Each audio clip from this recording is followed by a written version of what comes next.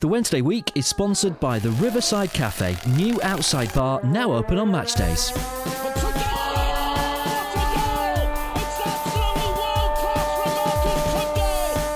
a chance here, a great save. A turner from the clear. Might come.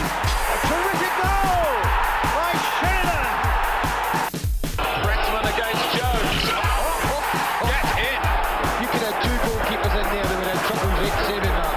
The Wednesday Week! Hello there, ladies and gentlemen, and a very warm welcome to the Wednesday Week, the Sheffield Wednesday podcast. We've got a little mini episode for you, ladies and gents, a little snuggly little one. Oh, mini. Oh, we've been thinking about you. On the line with me first of all, you heard in the background there, Mr. Davies. How the devil are you?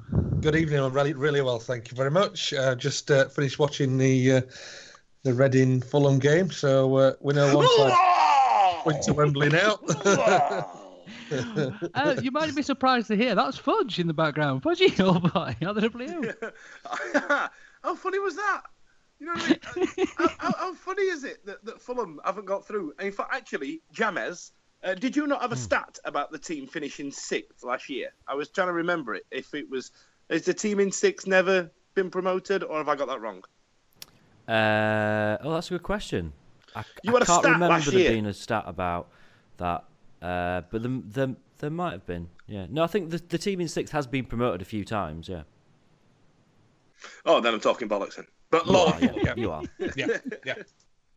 Jamesy, oh boy, how are you? Yeah, I'm good. I'm glad we're doing this because obviously there is only one thing for us to discuss tonight.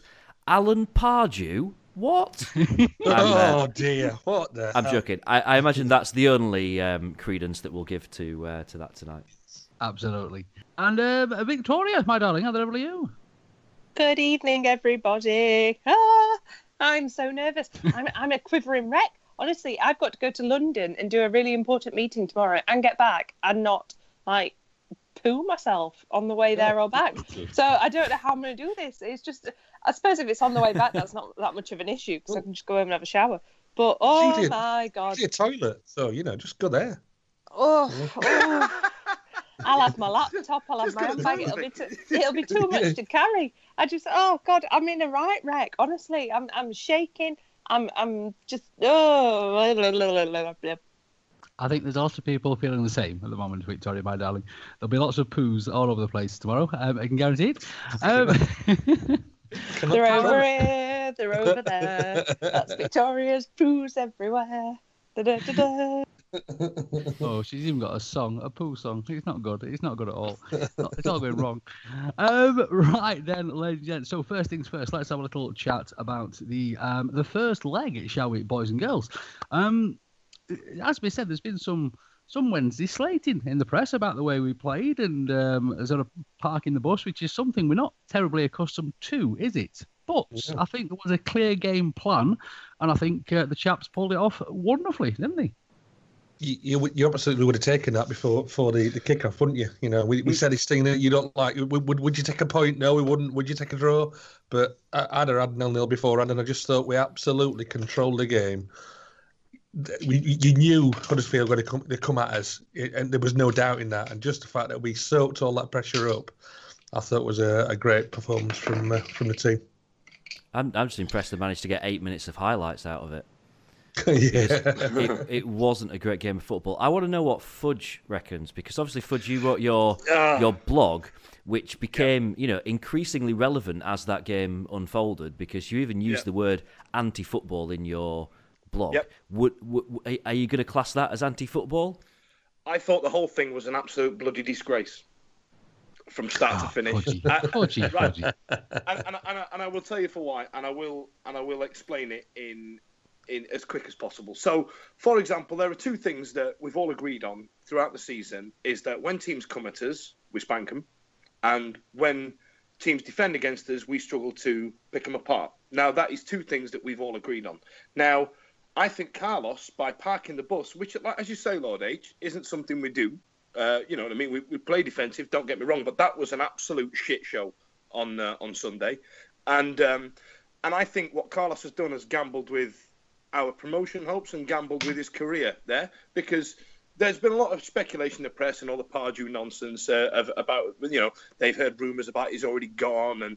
And we all know, I think, deep down that if promotion doesn't happen, it's about time we had a change. And I think every sensible football fan would probably agree. However, if we get promoted by spanking Huddersfield, 3 or 4-0, or what's the final now? Reading have just got through, haven't they? Lol. Yeah. If we spank them 5-0, can you honestly see Chansiri going, sorry, Carlos, regardless of you getting this promotion, you're on your bike? No, he won't.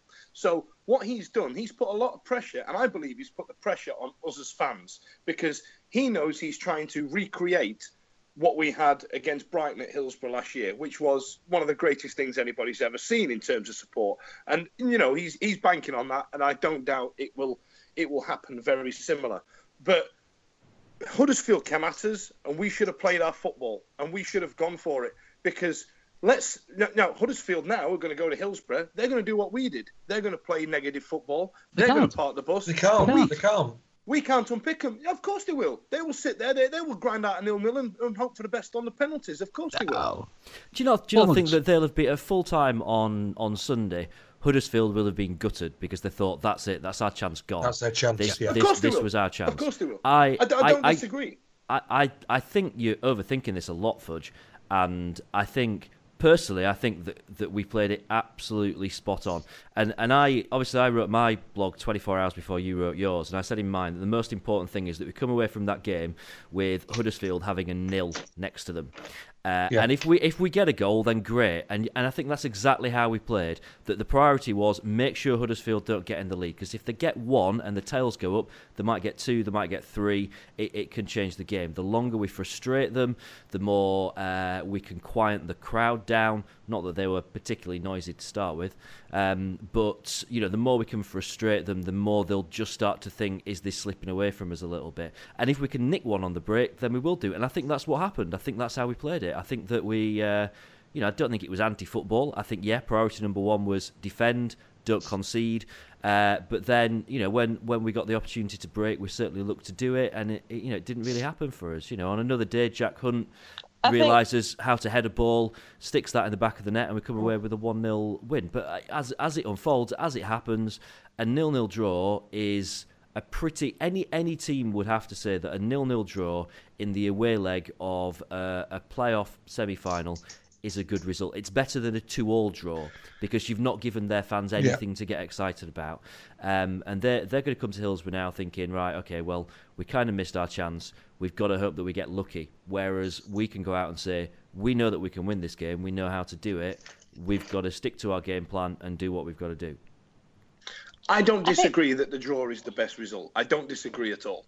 I think it was. A draw is the best result, but the manner of it was a disgrace. I actually felt embarrassed for my team. I took a few people down to the pub to come and watch it, and they all told me that was the worst game of football they've seen in a long time. Honestly, couldn't give a toss. Football fans, that's unfortunate, isn't it, Fudge? But my priority is getting to Wembley and getting promoted. I'm sorry that you and your friends had a bit of a slightly uncomfortable moment, but the result is all that matters. # Team James. But listen, I said in the blog, during the playoffs, the wins matter, the points matter, however way you want to say it. Now, and I get that, but football, and Premier League football specifically, is boring now. And over the last 10 years, you'll agree with me that what's happened is that you get these teams creep into the Premier League and just play how we played on Sunday, and it's ruined the entire league. It was slowly turning into the Spanish league. You look at teams like Swansea before they changed their manager, Middlesbrough, Hull City, and you can go back years and years and years and see these teams who just want to try and keep it respectable, try and keep their, premeditated shit kicking respectable. And as a result, Monday Night Football with Jamie Carragher and Gary Neville having top bants has become West Brom versus bloody Stoke, because all people are concerned about is being in the Premier League. Now, what's happened is business has won. Money has won. It was always creeping in. It was always going to happen, and it's won. And football is taking a back seat. Now, having seen that game on Sunday, if that's how we play in the Premier League, because I agree with you that the playoffs are a way forward, and the results matter at the end of the day. I get that. Don't get me wrong. I'm not an idiot. But if that's the way we're going to play against Man City or against Chelsea, one, we'll get an asses handed to us, and two, What's the point? What is the point? If we're not going to, though, are we? We're not, are we? What is the We're point? not going to. The point is, Fudge, like, we need to get through these next 2 games. We need to smash them tomorrow night. We have got the complete advantage now. We are going into this as a fresh game. There is nothing hanging over it whatsoever. There are no goals. There's nothing. We are going into this as a fresh game with a full team, you know, who are a bloody good team as well. And we can go out there tomorrow night with 32,000 Wednesday fans, and we can shine our torches and we can do all that jazz, and it'll be amazing. And then the fact is, come summer, come next Monday at like 10 o'clock, or a week on Monday at 10 o'clock, it don't matter how we've played, because 20 of those blokes won't be here next season, because we'll have 2 million quid in our back pocket, 200 million quid, sorry, and we'll be able to build a better team around the spine that we've got. And that's the point. We just need to get there, and then the money comes in, and then better players come in. And then, do you know what? I don't give a toss if we spend 3 or 4 years like your Swanseas, like your Stokes. I could not care less. I'd take Peter Crouch tomorrow, because I just want to get in that Premier League. Though, isn't it? No, definitely not on the list. I want to get in the Premier League, and I want to build us up to the team that we were. And I think the only way we can do that is by playing a shitty first semi-final, which, yes, we did. But look at that one tonight. That was awful. And that was the last chance for both of them. And that was terrible. And I 100% do not believe we will do that tomorrow night. I think we will go at them all guns blazing. I think we'll have a full squad. We'll have the full best team we can possibly have. And then we will hopefully go to Wembley a week on Monday, and we will prove our point. And we'll play against, let's be honest, a really shit Reading side. And who will park the bus, but we've got our Kieran Lee back now, and we've got our Fessy back, and we don't have to worry about that bus anymore. We'll chip it over it. Don't matter, because we've got the skill there. But the fact is, we're not going to play like that in the Premier League. And do you know what? Yeah, 2-3 weeks we might do. We might have to, because that's how we're going to get our points to stay up. But if we just survive in the Premier League for 2 years, I will be happy taking that week in, week out, because that means more to me than anything. Yeah. Mic drop. I just kind of feel like, are we just overanalyzing this a little bit? We're talking about going to Huddersfield, keeping a clean sheet, bringing it back to Hillsborough. How we play in the Premier League, is that not a conversation to have in, whatever it is, 15 days' time, if and when it happens? Is it worth worrying that far ahead right now?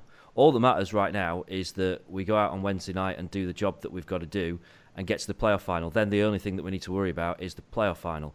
If we're worried about how we, whether we're going to be a West Brom or a Stoke, or whether we're going to be a Leicester or a Southampton if we end up in the Premier League, well, that's a concern for another day. And you know what? It's a good concern to have, isn't it?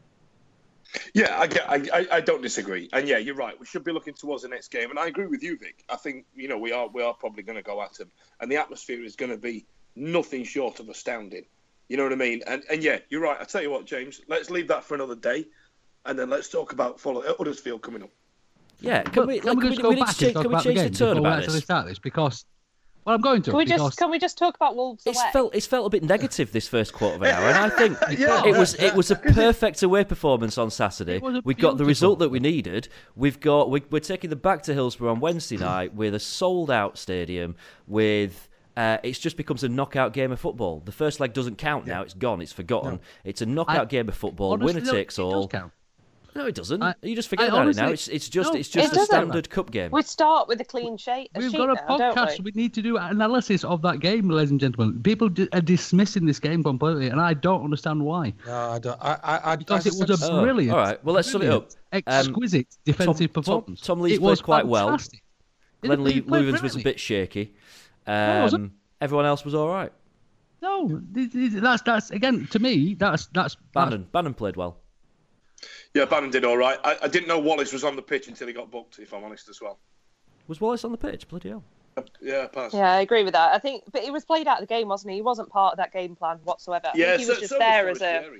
Yeah, I think both of them were just there in case we got that moment, that 30-yard moment. I think that was why they were there. Other than that, they had no part to play because it was a defensive game, and that was exactly what I didn't hope it would be. If I think, with all my heart, I want to be a damn Fudge, and I want to see us playing cracking football. I want to have seen us win 8-0. But that was cracking football. I'm not cracking defensive performance. Chill out. Well, that's why I don't understand why everybody's being so negative. I'm not at all. I feel like that those two players were put in that game just in case, and I think everything else was standard. That was rehearsed to the last minute. That was every line was learned for that game. Everyone knew exactly what they had to do, bar Leuven's once, that everyone else knew, and I think they were just there to just see if something dropped to them. If it did, have a go. But other than that there was no pressure on them as such. It was more of like a team game with them just there, just in case. And I think that's exactly what it needed to be. But I think tomorrow night they're going to be the two key players. It was Huddersfield's biggest game, wasn't it? For what, like 30 years, 40 years, something ridiculous like that. It's not even our biggest game in the last 12 months. And that was the difference. For them, it was absolutely huge, and they were going to throw everything at it, and their fans were going to throw everything at it. And it was about weathering that storm. And in that sense, I think just absolute maximum A star to Carlos for getting his tactics spot on, and for the team for carrying it out. And you know, there were a couple of people around me, a couple of my mates, that were saying like, "Oh, this is rubbish." I'm like, "It's not. This is exactly what we need to do. This is what other teams have done to us this season, and it frustrates us. And when you get frustrated, you don't get anything out of a game. And that's what happened to Huddersfield. And you know, I think that they'll have come away from that game thinking that that's it, that it's over." I wouldn't go as far as saying that it was a storm to weather, though. To be fair, I thought in terms of going forward, given how much possession they had, they were pretty piss poor. To be fair, weren't they? They should have had a lot more chances than what they did. I mean, you know, given that we've just said 2 or 3 players there were a bit of a non-entity. I mean, I thought Kieran Lee in the middle was an absolute godsend. I mean, it was weird because I knew exactly the way the game was going to go when we brought on Dave Jones. Do you know what I mean? It was like, oh right, so this is how we're playing this. Then is it? This is what we're doing. Is it? But yeah, I thought Huddersfield didn't give a great account of themselves, and you know, we can't forget that this team finished third, and very well finished third as well. They've been up in the playoffs for 94% of the season or something ridiculous, haven't they? So, you know, to come away with a result from there, I think is great. I really do. Don't get me wrong. I think it puts us in a good stead. I still think it's a little bit of a gamble, though, if I'm honest. I just think we did, like James said, it was just tactical masterclass from Carlos. You know, we knew they'd come at us. They did exactly like we thought they would. And I was sitting in, I wasn't there. I was sat in the New Barrett watching it. I was dead relaxed because I just thought we had control of that game. You know, they didn't really kind of trouble us, I don't think, and that's probably a little bit to do with them. But like James said, this was their chance. This really was their chance to kind of go for that. And now, for me, I don't want to say Advantage Wednesday, but I think we, you know, in front of 35, whatever, how many we can let in on the safety advisory group will let in, it's you know, we could become that 12 man tomorrow week. Absolutely push these guys home. We've got to remember as well. We've got to remember as well that they've not scored a goal since the 25th of April. They've gone, three and a bit games without scoring a goal now. So you know, their tails are really down. They're going to really be thinking that it's about their best chance is to try and do to us what we did to them. If they can stop us from getting a goal in the first 20-30 minutes, then get to half time and it's 0-0, then maybe they might just start getting that little bit of belief that they can nick it. But they're going to be expecting an onslaught, and you know, I suspect they'll get it, and it'll be good to hear what you reckon afterwards, Fudge, actually, after that second leg, whether putting the 2 games together you think, oh actually, yeah, he got the balance right. I will. Don't get me wrong. I'm just really bitter about the manner in which to do it, and I think my biggest concern is that a shape of things to come. Do you know what I mean? But however, like you said, we would be getting ahead of ourselves talking about that, and I believe that a draw would have been a great result to come away with. Don't get me wrong. I just wish that the manner of it was a little bit better. But yes, we are in a good position going forward because we all know what the atmosphere at Hillsborough's going to be like tomorrow night. Here's a question. Where would you find all of the following in one place? Chairs, tables, beer, Vic, James, more beer, Dick Yow, Eddie, more beer, and the rest of the Wednesday week gang. That's right, it's the Riverside Cafe's new outside bar. All of your favourite lagers, ciders, soft drinks and hand pump ales are now available outside. Come and see the gang and give it a try. The Riverside Cafe's new outside bar. Now open on match days. Right then, chaps and chapettes, let's have a little waffle about what we think is going to happen in the next game then, because I think it's going to be probably a rather different team selection as well. Fessy didn't look entirely Feshy-ish to me. Do you think this was to get him some minutes under his belt because we weren't expecting him to do a great deal in that game, if you like? It wasn't actually part of the plan. I think he did hold the ball up rather well when it came to him, but I don't think it was the Fessy that we used. I don't think he's quite got his match fitness yet, has he? Do you think we're going to see him starting on Wednesday? I think he was the obvious person to bring in for Hooper, wasn't he? I think that it kind of made sense. I think that we'd all kind of said, yeah, you bring Fessy in for Hooper, and it made sense. So I suppose it depends whether or not Hooper's going to be fit, and if not, is he going to play something a bit different? I don't know. I don't know how he's going to do that. I don't know. I think tactically though, like we've just been saying about Wallace and Fessy weren't involved in that game, and that's because tactically they weren't planned to be. So I think in a way he's got the upper hand in that they'll think, oh well, look how they played last week. I know we can easily do that. We can easily beat him, like draw with him like we did on Sunday or whatever. But actually at Hillsborough it's a completely different story, and I think I'd play him. I'd play him and Wallace. I'd probably play two up front and maybe drop Reach, which is maybe controversial because he did play all right the other day. But I think I'd start them both 100%.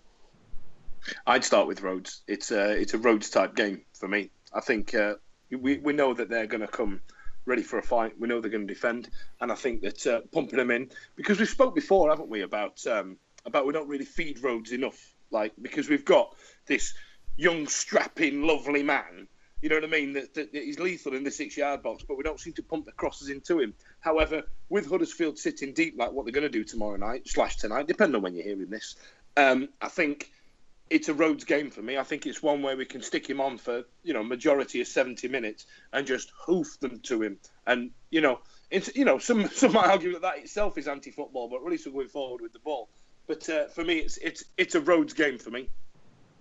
I thought that Winall played pretty well when he came on, and obviously, tell me if I'm wrong here, because you've got to bear in mind this is the usual James analysis of a game. Like, this is the bits that I remember in between blacking out. But I think all of us, me and my mates, all kind of thought Winall looked pretty decent when he came on, pretty sharp. He chased everything. He looked quite effective. I just wonder if there's a decent shout for him to start the game on Wednesday. I mean, we've got this embarrassment of riches. Stop press. Stop press. I agree with you. I think putting Rhodes and Winall up front, I think, is the one for me, because Winall's very industrious. Yes, he's got the shittest beard since Atinuuru Groove one, but yeah, I think those two up front, solid 4-4-2. I think it'd be decent. So you think we'll see a solid 4-4-2? I can understand why we play one against Reading, because that was the game plan, to have two banks of four. But do you think we'll see that at home? Well, there was a question there about Fletcher. I drop Fletcher like third period French if I was you. I think he. I don't think he brings anything to the way we play. However, the way we played on Sunday, he was a great fit for how we were going to play, because he's physical. Yeah, I agree. And he don't mind getting involved. And when you want to play like that, stick Fletcher in all day, because he'll play off the front man as well. I wouldn't play him as an out-and-out striker, because he's got he's got his boots on the wrong feet when it comes to shooting. But when it's his head and there's one lump getting over, he will elbow somebody in the side of the head and smash it in with his napper, because he's that's why he's losing it, and he's had it stitched in again, and he's losing it again. It's because he keeps sticking his head at it. I think, for me, I don't think it's a Fletcher game for me. I think we need to be a bit more free flowing, and I don't think it's a Fletcher game. I really don't know. And so I'm just going to put my faith in Carlos. I think he got the team selection right for the first leg. So he's got my trust in getting the team selection right for the second leg. But it will be interesting. It's one, sometimes you just know, don't you? And I think that, when it gets to, 6:45 an hour before kickoff on Wednesday night, when we all kind of, we're frantically refreshing Twitter to try and get the team news up, I'm not sure that any of us can really predict it. I think the big thing is going to be the centre of midfield, because if Fudge is back, and Kieran Lee's back, and Bannon's been playing rather well again just recently, I think we're going to have some headaches there. Do you know what I love about it? We have such not saying embarrassment of riches, but we would. it's only recently we've been able to say, well, who's going to lose a place if so and so comes back, and if the quality kind of our squad at the minute, is fantastic, and long may that continue, because it just gives us options. And tomorrow night, who do you play up front? What way do you play? Do you play a certain way, or do you go midfielders? Do you have Bannon, Hutchinson, and Lee in there, or there's kind of lots of options. Huddersfield don't have those options, do they?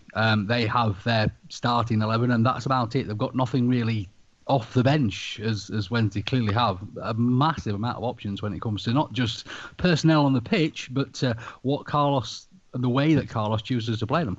I do think it's going to be a problem tomorrow. I think it's going to be a massive headache sorting out the midfield because, yes, we're going to have these two wingers. Obviously, we've seen Bannon play on the left before, but that hasn't always gone terribly well, has it?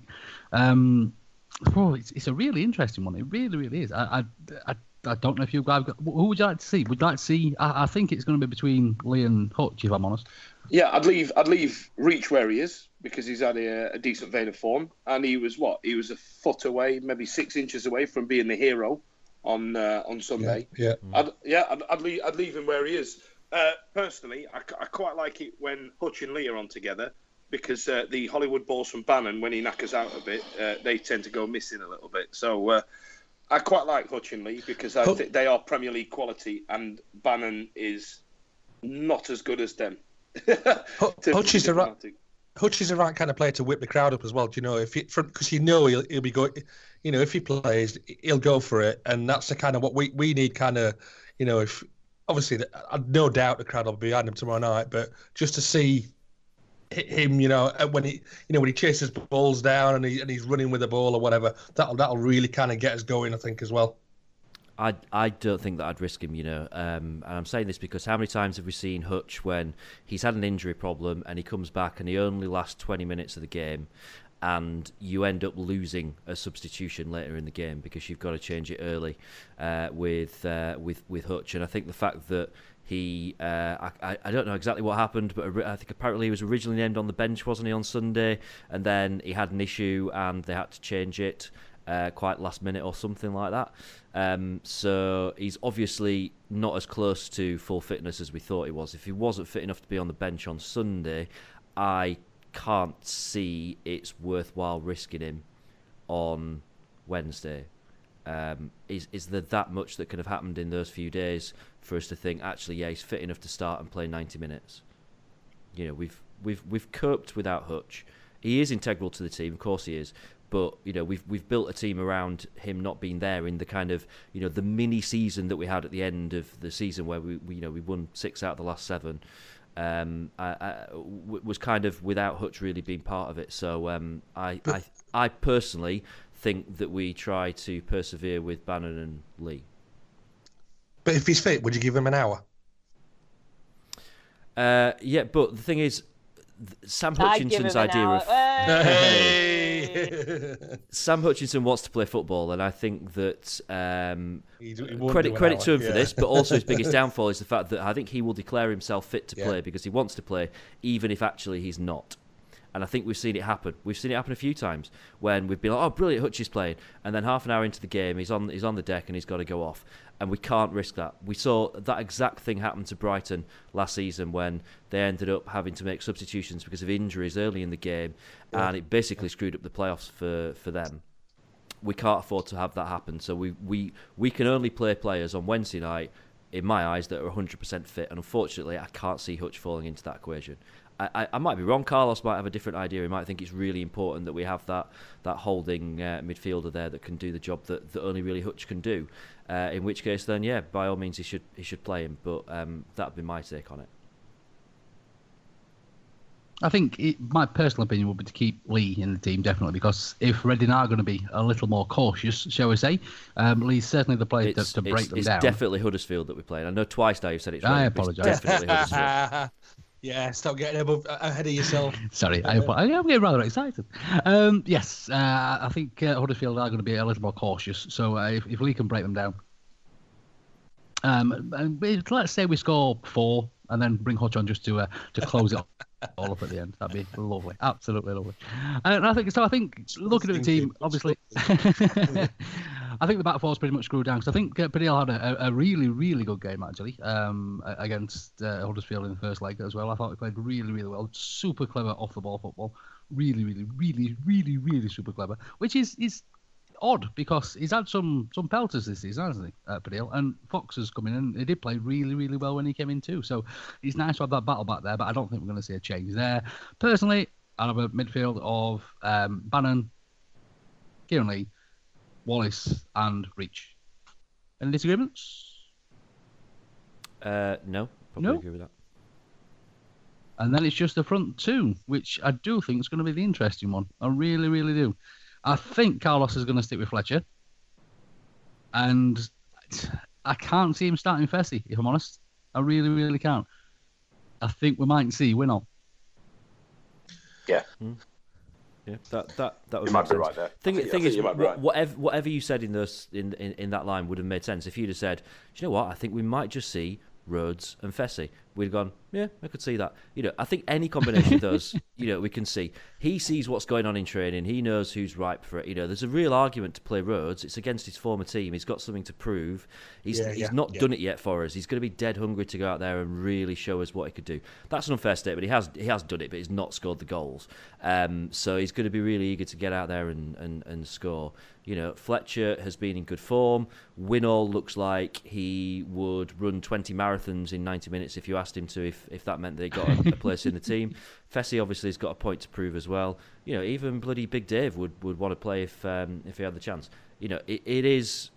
Don't push it. Don't push it. It's whatever two he thinks is going to work out of that combination. I suppose, if maybe he feels that maybe playing a 4-4-1-1 is going to work better, then he might play Fessy and play him in a number 10 role. I don't think Fessy plays all that well in that role. I like the idea of us having Fessy to bring off the bench can I later just in the game argue as well. there? Would it be a number 10 role or would it be a number 67 role? Because this is Sheffield Wednesday. You can't call it a number 10 role anymore. It's a false 67, yeah. A false 67. It should be a hashtag question mark role. So yeah, you know what? Take your pick from those two. We've got to trust Carlos on it, haven't we? Yeah, absolutely. And I think Carlos is right as well. We are going to have an amazing atmosphere, but it's going to be incredible, isn't it? It's going to be absolutely chuffing incredible. We've seen it Brighton, we've seen it Arsenal, we've seen it where we can make a difference. And we've said it so many times already this season, haven't we? But if there is a mistake, just clap, just get behind the team, roar them on. We have a part to play. Watching that game tonight, the Reading fans, I thought, were absolutely chuffing. Oh God, were they there? They were until the last 5 minutes. You couldn't hear. There was nothing, was there? I had a text this morning from Reese, and they don't usually do this, but it's the first time ever I think he's done it. He's like, Dad, I'm really looking forward tomorrow night to the match. And I don't think he's ever texted me or even said that to me. But he actually said that, and he was. I just said to him, "Well, just all you can do, son, is just sing like you're never going to sing again." And the other really important thing is, James, make sure you get dressed properly. We don't want to see those nasty trainers. If I see those trainers or that hat or that shirt, I'm going to strip you there and then. And I'm going to make a little pile, and I'm going to set fire to them. And you can come back to mine. You can borrow a nice frock. And that can be your punishment. I will film. If you see me in a frock tomorrow, then you've got something to laugh at. To be fair, well, I've got a dilemma here. Haven't we? Yeah, you have. Yeah. Oh, I'd forgotten about that. Thanks for bringing that one back up. I've got a dilemma here because I don't normally wear a football shirt to football. That's not really what I do. I wear normal clothes to football. However, I did see the thing the club put out earlier asking a sea of blue and white, and I thought maybe I should actually, but I don't have a very good record of wearing football shirts to football games. I'm the same. We tend to lose when I do it. I saw that. Yeah. So what should I do? Wear your colours, and I thought, well, the only thing that I can wear that's my colours that we had a good run in is my Wednesday Christmas jumper.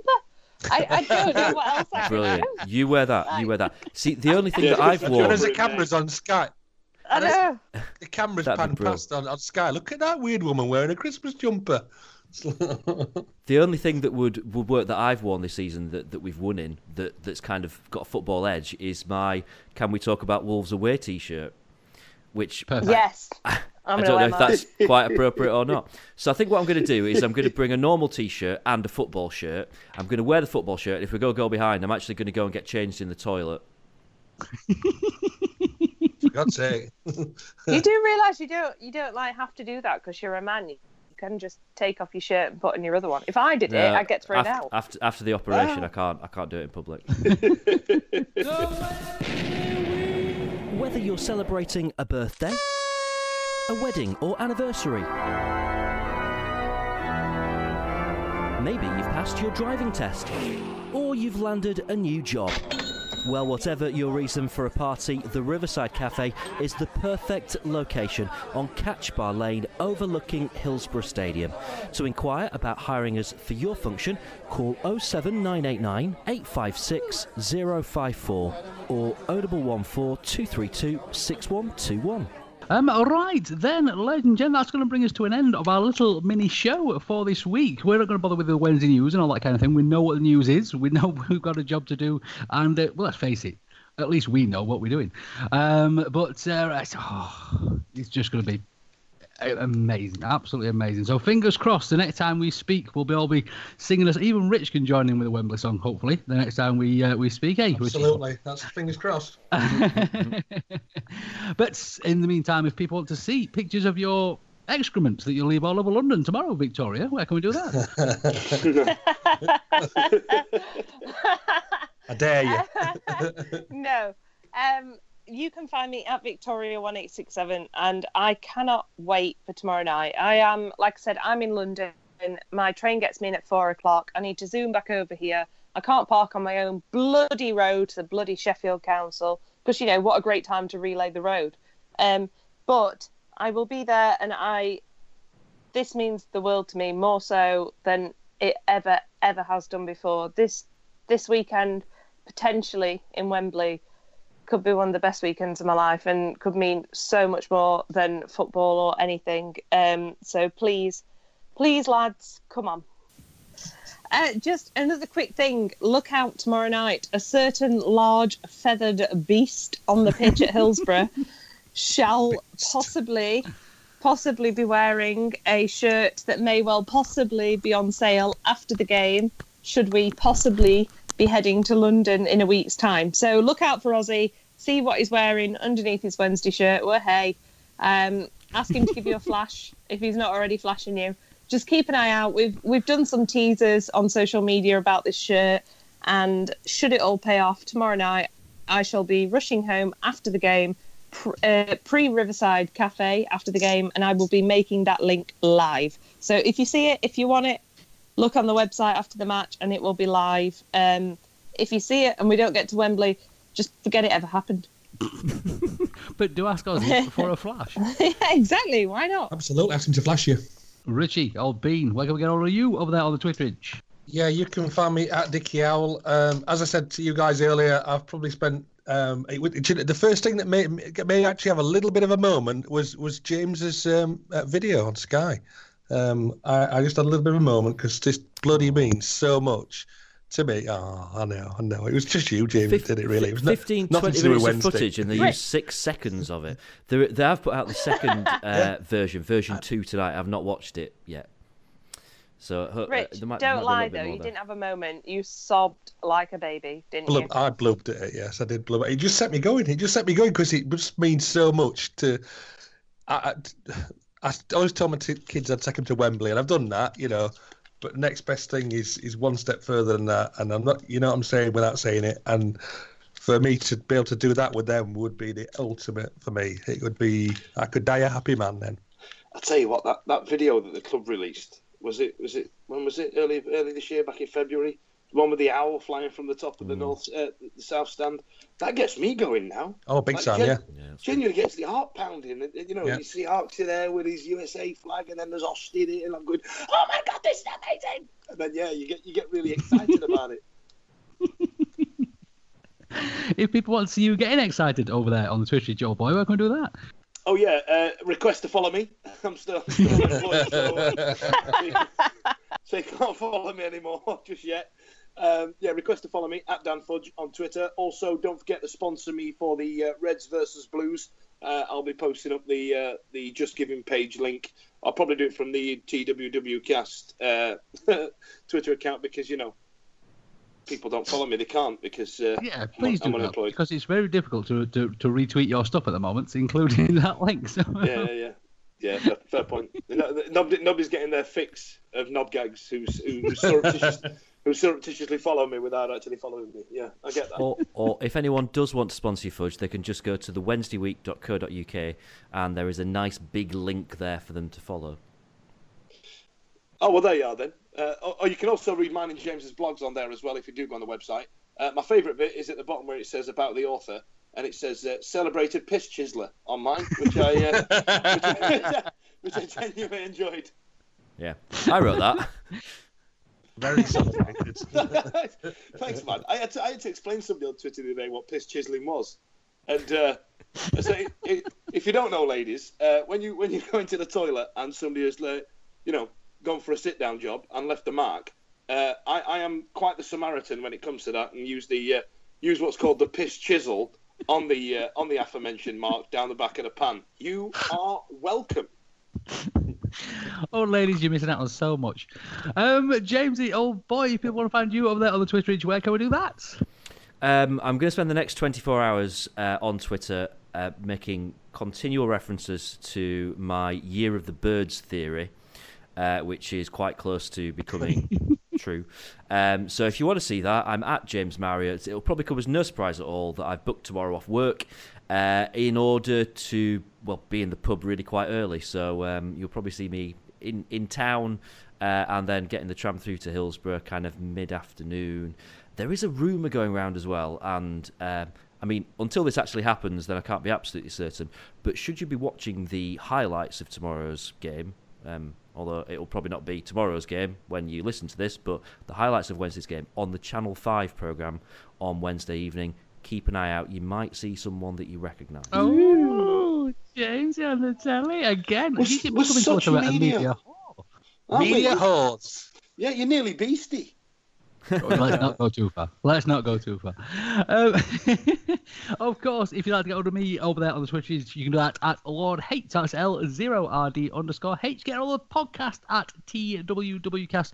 Get us in all the normal places as well, on the Facebooks, on the YouTubes, etc., etc. And if you are looking at your iDevice at the moment, ladies and gents, please do pop a little review on there and tell us how well we're doing or how not well we're doing, or tell Victoria what types of photographs you'd like to see of our excrement in London. Tell Fudgy that you want a video of his piss chiseling exploits. It'd be absolutely fantastic. But please do pop on and give us a little 5-star review. It would be very, very much appreciated.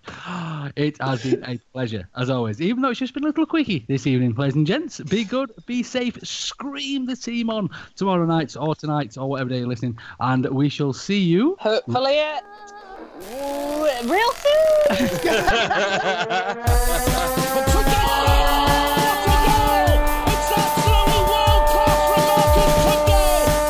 a chance here, a great save. A turner from the clear.